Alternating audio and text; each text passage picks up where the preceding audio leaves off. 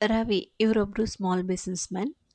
Profit and loss ಅಕೌಂಟ್ನೆಲ್ಲ prepare ಮಾಡಿಬಿಟ್ಟು 1 lac profit ಬಂದಿದೆ, 1 ಲ್ಯಾಕ್ ಮೇಲೆ ಟ್ಯಾಕ್ಸ್ ಎಷ್ಟಾಗುತ್ತೆ ಅಷ್ಟು ಕಟ್ಬಿಡೋಣ ಅಂತ ಇನ್ಕಮ್ ಟ್ಯಾಕ್ಸ್ ಆಫೀಸ್ಗೆ ಹೋಗ್ತಾರೆ.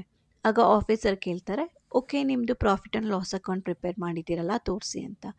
ಅವರು ತೋರಿಸಿದವಾಗ ಇನ್ಕಮ್ ಟ್ಯಾಕ್ಸ್ ಆಫೀಸರ್ ಏನು ಮಾಡ್ತಾರೆ ಅಂದರೆ, ಎಕ್ಸ್ಪೆನ್ಸಸ್ ಡೀಟೇಲ್ಸ್ನ ನೋಡಿದಾಗ ಪರ್ಸ್ನಲ್ ಎಕ್ಸ್ಪೆನ್ಸಸ್ ಕೂಡ ರವಿಯವರು ಡಿಡಕ್ಟ್ ಮಾಡಿಬಿಟ್ಟಿರ್ತಾರೆ. ಆವಾಗ ಆಫೀಸರ್ ಹೇಳ್ತಾರೆ, ರವಿಯವರೇ ಬಿಸ್ನೆಸ್ ಪ್ರಾಫಿಟ್ ಕ್ಯಾಲ್ಕುಲೇಟ್ ಮಾಡುವಾಗ ಜಸ್ಟ್ ಬಿಸ್ನೆಸ್ ಎಕ್ಸ್ಪೆನ್ಸಸ್ನ ಮಾತ್ರ ಡಿಡಕ್ಟ್ ಮಾಡಬೇಕು, ಆದರೆ ನೀವು ಪರ್ಸ್ನಲ್ ಎಕ್ಸ್ಪೆನ್ಸಸ್ನ ಕೂಡ ಡಿಡಕ್ಟ್ ಮಾಡಿಬಿಟ್ಟಿದ್ದೀರಾ.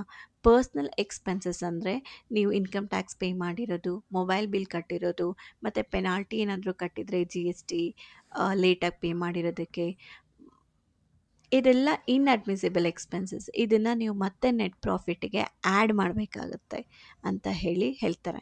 ಆಗ ರವಿಗೆ ರಿಯಲೈಸ್ ಆಗುತ್ತೆ ಯಾವ ಎಕ್ಸ್ಪೆನ್ಸಸ್ನ ಡಿಡಕ್ಟ್ ಮಾಡಬೇಕು, ಯಾವ ಎಕ್ಸ್ಪೆನ್ಸಸ್ನ ಡಿಡಕ್ಟ್ ಮಾಡಬಾರ್ದು ಅಂತ.